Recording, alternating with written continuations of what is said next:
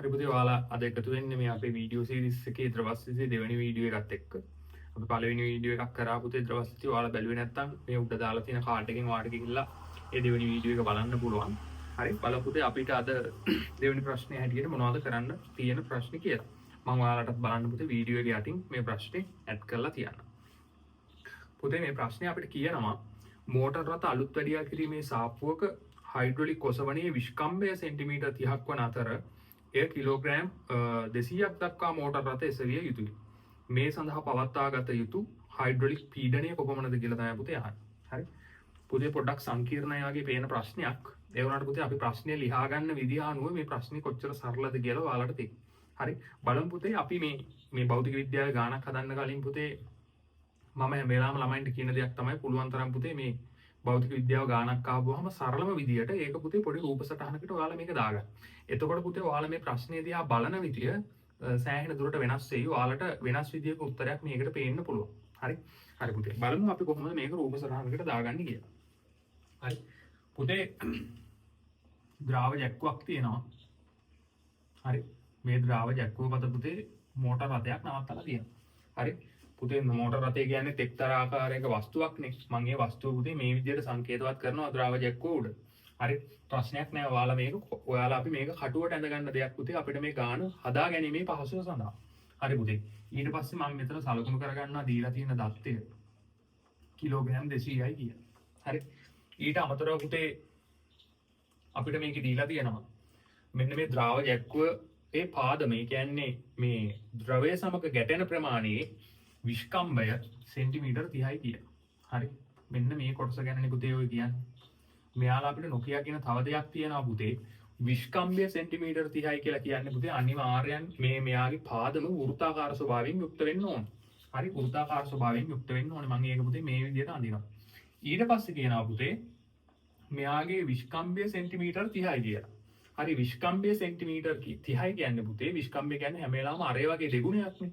එහෙනම් පුතේ විස්කම්භය 30 නම් මෙතන අරේ සෙන්ටිමීටර් 15ක් විය යුතුයි. හරි. අරේ සෙන්ටිමීටර් 15ක් විය යුතුයි. හරි. ඊට පස්සේ පුතේ ඔන්න අපිට ප්‍රශ්න දීලා තියෙන දත්ත ටික මම ලකුණු කරා. හරි.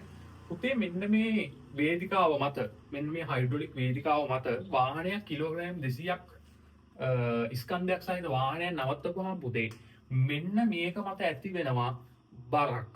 අපි ඒකට කියනවා පුතේ බලය කියලා. හරි. පුතේ 1 කිලෝග්‍රෑම් එකක් කියන්නේ 1 කිලෝග්‍රෑම් එකක් කියලා කියන්නේ නිව්ටන් 10ක්. පුතේ මෙතන තියෙනවා කිලෝග්‍රෑම් 2000ක්.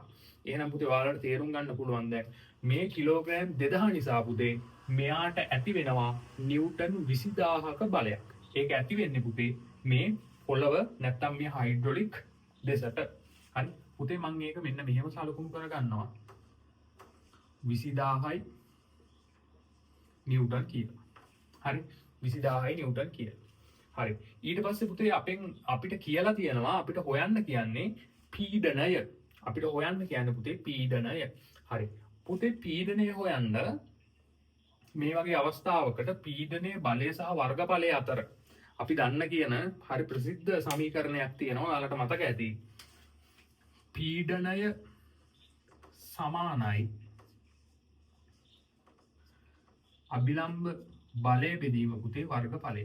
අභිලම්බ බලය බෙදීම වර්ගඵලය. හරි. ප්‍රශ්නයක් නෑ පුතේ මෙතන දැනටම අපි බලය හොයාගෙන ඉවරයි. මෙන්න මේ මෝටර් රථය නිසා මම ඒක පුතේ මෙන්න මෙතෙන්ට ආදේශ කරනවා. 20000යි නිව්ටන් කියලා.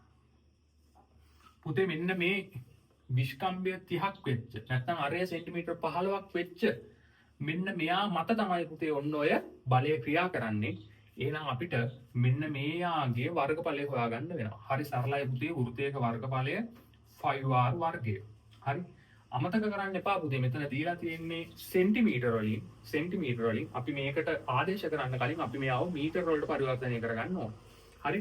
පුතේ මෙන්න මෙයාව මීටර වලට පරිවර්තනය කරගනිද්දී මෙන්න මෙයාව මීටර වලට පරිවර්තනය කරගද්දී සෙන්ටිමීටර් මීටර් කරන්න පුතේ අපි cm බෙදාගත යුතුයි. cm බෙදාගත යුතුයි. හරි පුතේ. හරි සරලයි. සෙන්ටිමීටර් 15ක් කියන්නේ එහෙනම් මීටර් 0.15ක්. හරි. ඒක පුතේ ආදේශ කරමු මෙතෙන්ට 5 වැඩි කිරීම 0.15 වැඩි කිරීම 0.15යි. ඔහොම දාලා පුතේ මෙයාගේ ඒකකය වර්ග මීටර්. වර්ග මීටර්. හරි බලමු පුතේ ඔක සුළු කරලා අපිට ආගේ කීයක් දෙන්නේ කියලා. 2,82,942.1 එනවා පුතේ. 2,82,942.12 පැස්කල් එනවා පුතේ. හරි මොකද පීඩනයේ මනින්නේ පැස්කල් වලින් පුතේ. හරි ප්‍රශ්නයක් නේ. එහෙනම් පුතේ එන්න ආයේ මේ පැත්තට බලන්න පුතේ මෙන්න මේ වගේ ස්කන්ධයක් තියෙන වාහනයක් ඔසවා ගැනීමට පුතේ මේ ද්‍රාව ජැක්කුව මත අපිට පවත්ව ගන්න වෙනවා 2,82,942.12 පැස්කල් වන පීඩනයක්. මේක මම පුතේ තව ටිකක් සරල කරලා ඔයාලට ලියන්නම්. 2,82,9.4 කිලෝ පැස්කල්. හරි මෙන්න මෙච්චර විශාල පීඩනයක් අවශ්‍යයි පුතේ මෙන්න මේ වගේ කිලෝග්‍රෑම් 2000ක තරම් ස්කන්ධයක් තියෙන වාහනයක් ඔසවාගෙන තියාගන්න මේ ද්‍රාව ජැක්කුවට. ඉතින් පුතේ හරිම සරල ගාණක් දීලා තියෙන විදිය වෙනස් පොඩ්ඩක් හිතන්න තියෙනවා. ප්‍රශ්නය ඔයාලා හිතන විදිය අනුව පුතේ උත්තරේ කොච්චර සරල වෙනවද කියලා ඔයාලට දැන් තේරෙනවා ඇති. හරි පුතේ අපේ මෙන්න දෙවෙනි වීඩියෝ එක මෙතනින් ඉවර වෙනවා.